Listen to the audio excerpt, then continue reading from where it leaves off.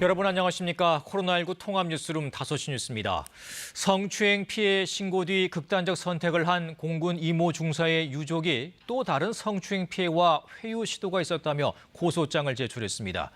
공군이 이 중사를 회유했다는 의혹을 받는 상관 2명을 보직 해임한 가운데 국방부는 민간인이 참여하는 수사심의위원회를 설치하기로 했습니다. 조빈나 기자입니다. 성추행 피해 신고 후 2달여 만에 극단적인 선택을 한 공군 이모 중사의 유족 측이 성추행 피해가 최소 2차례 더 있다며 3명을 고소했습니다.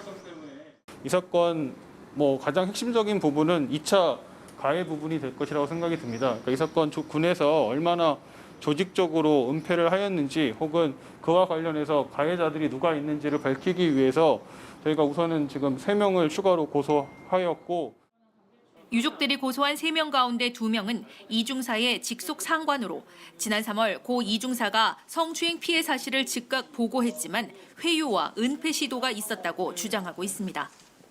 공군은 이 2명을 오늘 오후 보직 해임 조치했습니다. 군 검찰은 어젯밤 구속된 피의자 장모 중사를 상대로 성추행 상황을 원점에서 수사하는 한편 회유와 은폐에 가담한 정황이 있는 공군 부대 관계자들도 잇따라 소환할 계획입니다.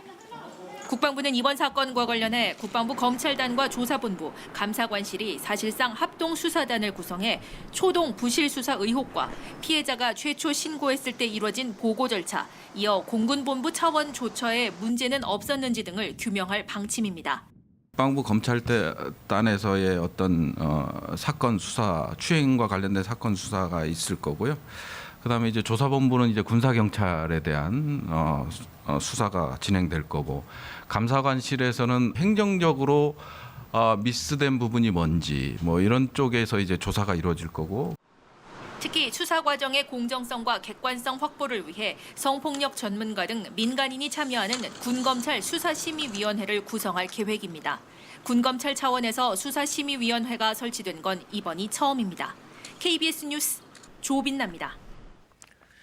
이용구 법무차관의 택시기사 폭행 사건과 관련해 이 차관이 합의 과정에서 택시가 멈춘 뒤에 폭행이 있었다라고 거짓 진술을 요청했다는 택시기사의 주장이 나왔습니다. 이 차관은 이런 사실을 인정하면서도 합의금으로 준 1,000만 원이 영상 삭제의 대가는 아니었다고 주장했습니다. 이정은 기자의 보도입니다. 이용구 차관에게 폭행을 당하고 이틀 뒤인 지난해 11월 9일 아침. 택시기사는 이 차관이 전화를 걸어와 거짓 진술을 제안했다고 말했습니다. 뒤에서 기사님이 와서 문 열고 깨우는 과정에서 멱살을 잡혔다고 하는데 이렇게 네? 그래서 내가 이 사람 큰일 날 사람인데 왜 거짓말을 시키라고 그래? 운행 중이 아니라 택시가 완전히 멈춘 뒤에 폭행이 있었다고 진술해달라는 요구를 했다는 겁니다. 운행 중에 때렸다면 피해자 합의 여부와 관계없이 특가법상 운전자 폭행죄로 기소될 수 있는데 이 차관이 이를 피하려고 거짓 진술을 요구했다는 의혹이 드는 대목입니다. 택시기사는 이 차관이 합의금 1,000만 원을 주고 폭행 영상의 삭제를 요구했다고도 주장했습니다. 그 영상 좀 지워주시면 어떠냐고 그랬을 때 내가 알고 지울 것까지 있어요. 내가 안 보여주면 되지 이렇게 얘기를 했어. 이용구 씨하고 통화할 때.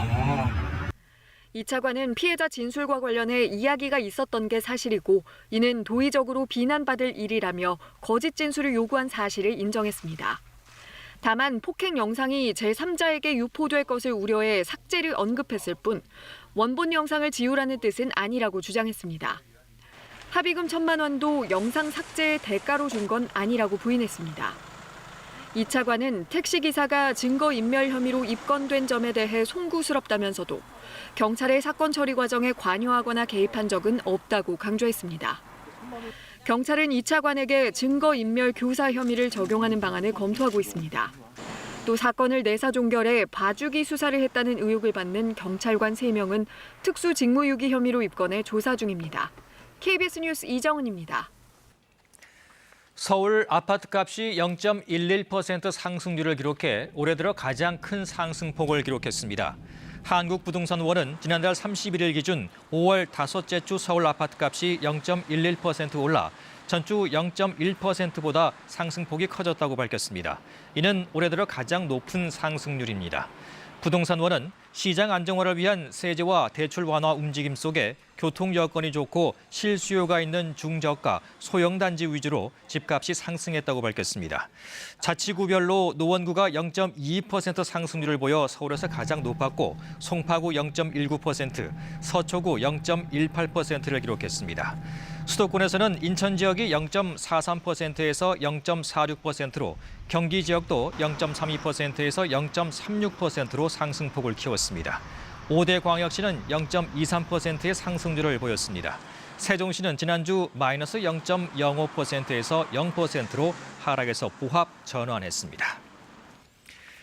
이렇게 부동산 시장이 들썩이자 정부가 경고의 메시지를 내놓았습니다. 이 서울의 아파트 가격이 이미 2008년 금융위기 전 고점 수준에 근접했고 미국의 양적 완화 축소 등 주택 시장에 불안 요소가 존재한다는 겁니다. 변진석 기자가 보도합니다. 홍남기 경제부총리는 하반기 주택 시장이 또 불안해질 것이라고 일방향적 기대를 형성하는 것에 대해 매우 우려한다고 밝혔습니다. 홍남기 부총리는 거래가 위축되는 가운데 강남구 한 아파트의 경우 5월 중 호가만 30% 올랐다며 이같이 말했습니다. 서울 아파트 가격이 물가 상승률을 배제한 실질 가격 기준으로 2008년 금융위기로 조정받기 전 수준의 고점에 근접했다고도 했습니다. 당시를 100으로 봤을 때 2013년 80 정도까지 떨어졌고 지난달 99.5까지 올랐다는 겁니다. 또 미국의 양적 완화 정책 축소가 예상되고 우리 정부의 가계 부채 관리가 강화되는 점 등을 고려해야 한다고 덧붙였습니다. 주택 공급과 관련해 홍 부총리는 3기 신도시 연내 사전 청약 물량을 2,000가구 추가하는 것도 적극 검토하겠다고 밝혔습니다. 이사 부동산 대책의 목표 물량 83만 6천 가구 중에 지금까지 22만 9천 가구의 공급 후보지를 발표했다고도 설명했습니다. 서민과 실수요자에 대한 주택담보대출 비율, LTV 등 대출 규제 완화 조치는 다음 달 1일 시행한다고 홍 부총리는 밝혔습니다. 공시가격 6억에서 9억 구간에 해당하는 주택의 재산세율을 0.05% 감면해주는 지방세법 개정안도 이달 중에 국회 통과를 추진한다는 방침입니다. 이와 함께 홍 부총리는 이달 시행에 들어간 임대차 신고제를 과세 정보로 활용하지 않겠다고 밝혔습니다. 임대인의 부담을 강화하려는 조치가 결코 아니라며 앞으로 3개월간 시장에 미치는 영향을 면밀히 살펴보겠다고 덧붙였습니다. KBS 뉴스 변진석입니다. 오늘 코로나19 신규 확진자는 681명을 기록했습니다. 60세에서 74세를 대상으로 하는 백신 사전 예약은 오늘로 끝나는데요.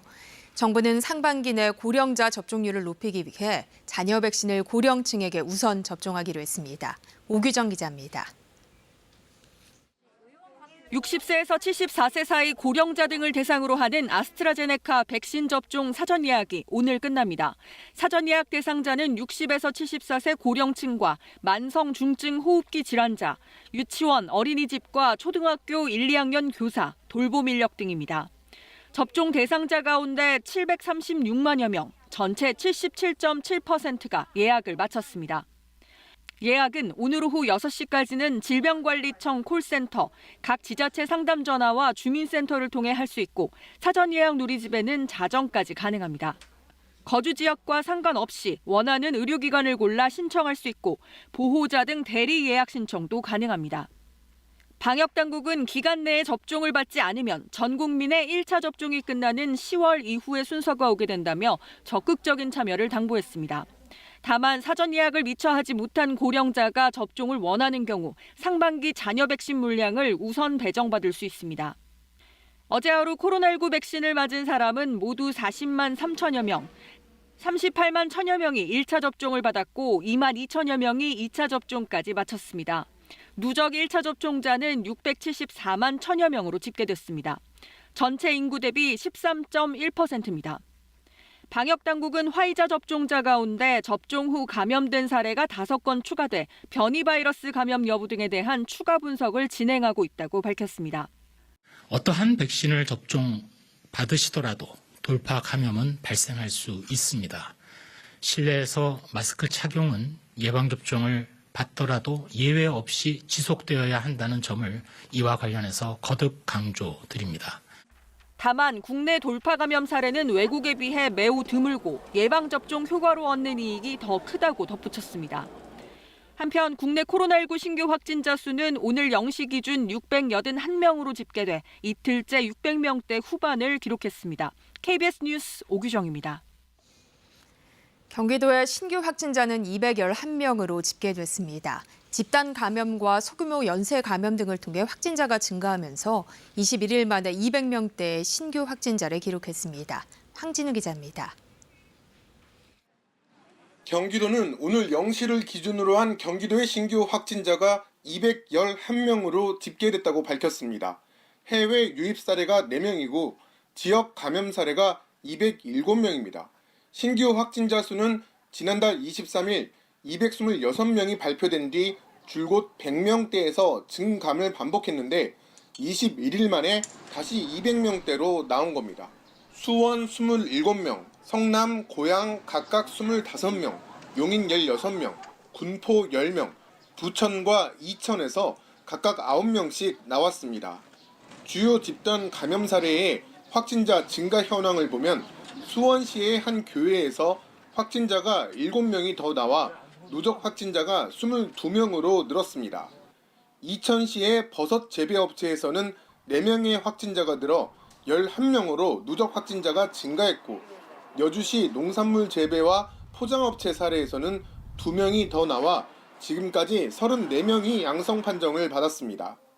이 밖에 구리 소재 어린이집과 성남시의 한 교회, 고양 일산의 교회, 용인시 노인정 등에서 확진자가 계속 나오고 있습니다. 소규모 연쇄 감염은 138명으로 65.4%고 감염 경로가 파악되지 않은 사례는 51명으로 24.1%입니다. 사망자는 나오지 않아 누적 사망자는 그대로 639명입니다. KBS 뉴스 황진우입니다. 대구의 신규 확진자는 74명을 기록해 지난해 3월 이후 가장 많은 확진자가 발생했습니다. 바 형태의 주점 등에서 집단 감염이 발생했는데요. 대구시는 오는 5일부터 사회적 거리 두기를 2단계로 격상합니다. 김재노 기자가 보도합니다. 오늘 0시 기준 대구의 코로나19 신규 확진자는 지역 감염 73명, 해외 감염 1명으로 모두 74명입니다. 지난해 3월 19일 97명 이후 가장 많은 숫자입니다. 신규 확진자가 최근 2주 이상 두 자릿수를 보이며 누적 확진자도 10,000명을 넘어 지난해 1차 대유행 이후 최대 고비를 맞고 있습니다. 오늘 신규 확진자 중 18명은 대구 수성구에 있는 바 형태의 주점에서 확진됐습니다.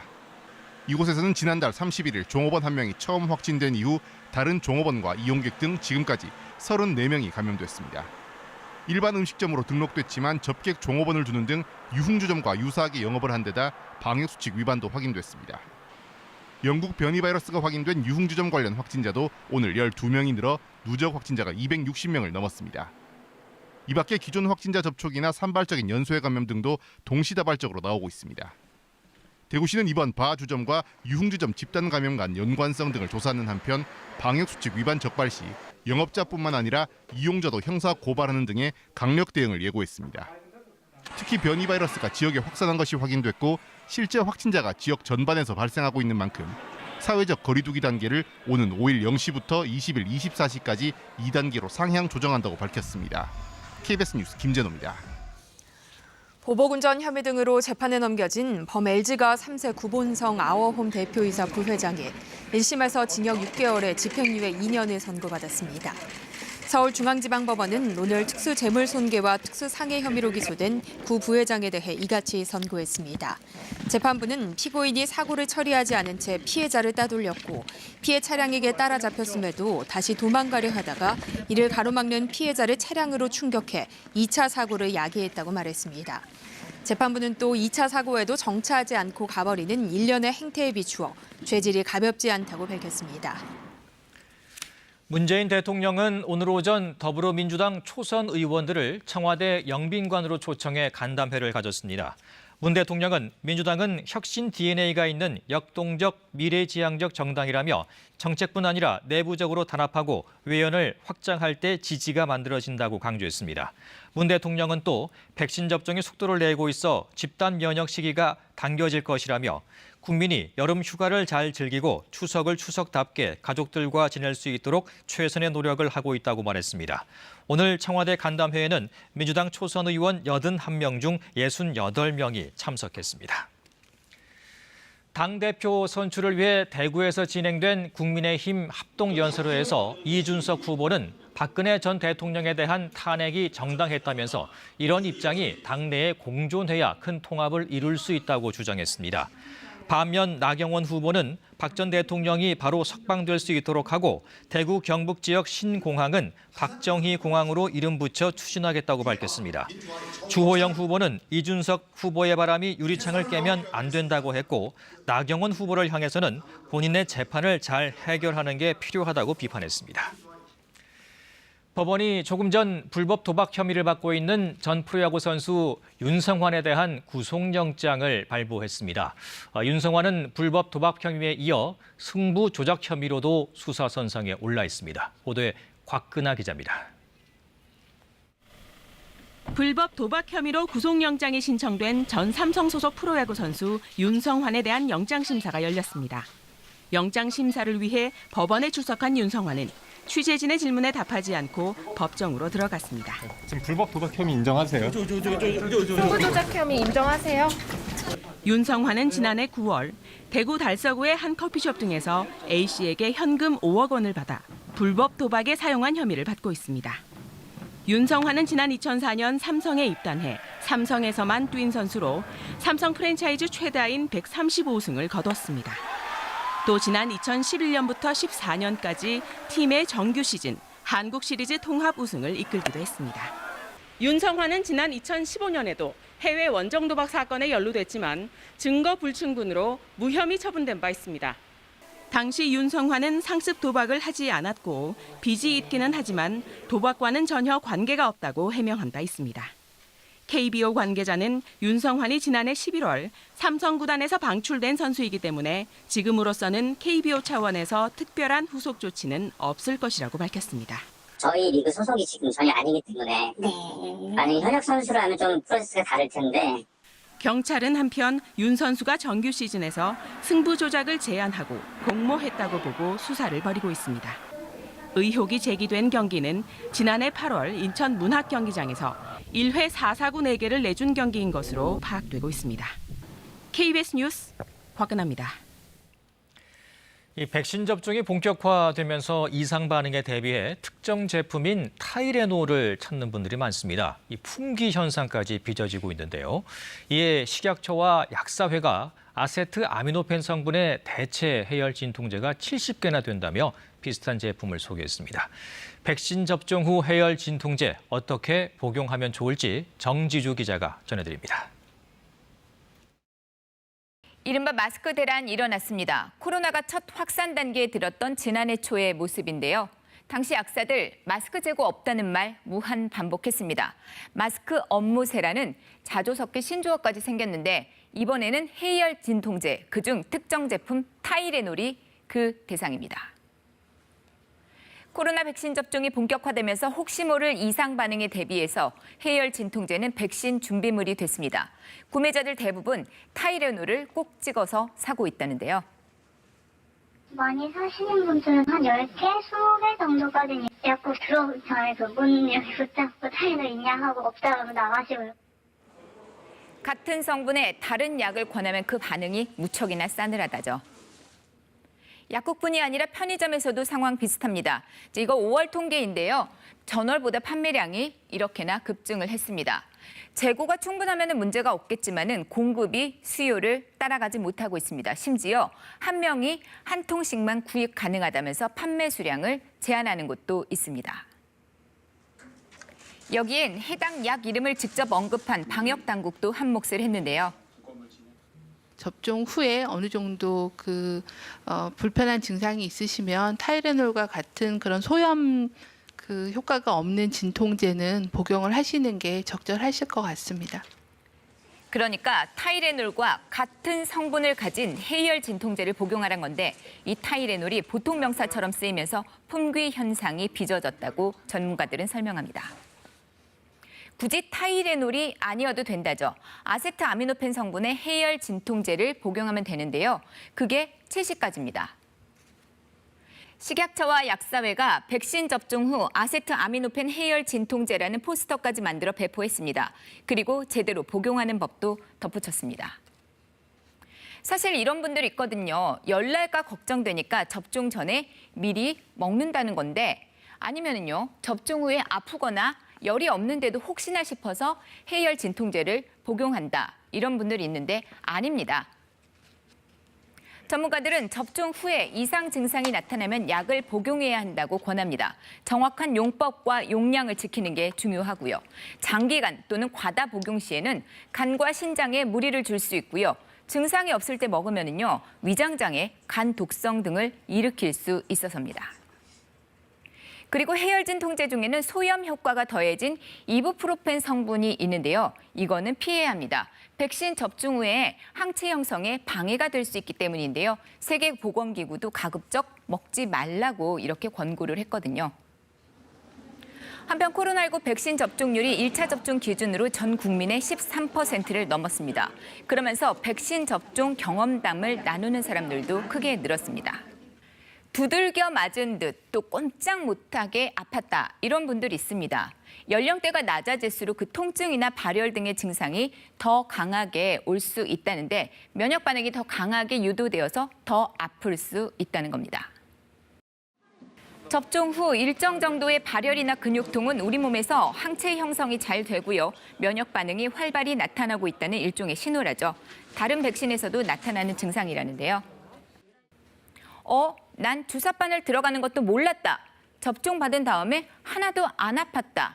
그럼 이거 백신 효과 없는 거 아니냐 우려하는 분들도 있던데요.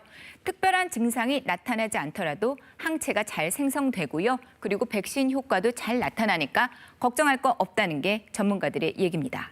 KBS 뉴스 정지주입니다.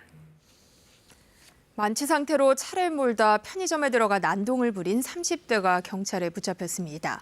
편의점 주인의 신고를 받고 출동한 경찰은 30여 분의 추적 끝에 차를 몰고 도주한 이 남성을 검거했습니다. 송국혜 기자입니다.